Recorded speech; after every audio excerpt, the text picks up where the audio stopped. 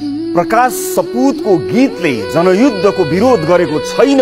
उनको गीतले जनयुद्ध भनेर धनयुद्धको परिणाम दिनेहरूको चाहिँ विरोध गरेको छ।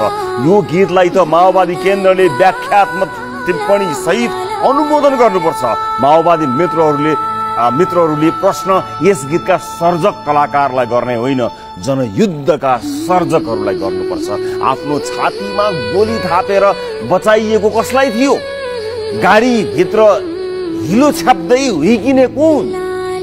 आफ्नो श्रीमतीको उद्धार गरिदिने निवेदनलाई फालेर जाने पात्र कुन? प्रश्न तिनलाई सोध्नुपर्छ, गीतका सर्जकलाई होइन।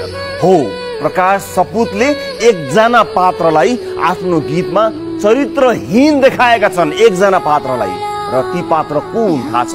ती पात्र हुन् तिनै लडाकुबाट छेकिएर आफ्नो ज्यान जोगाउने र अहिले सेतो चिल्लो गाडीमा हिँड्ने नेता।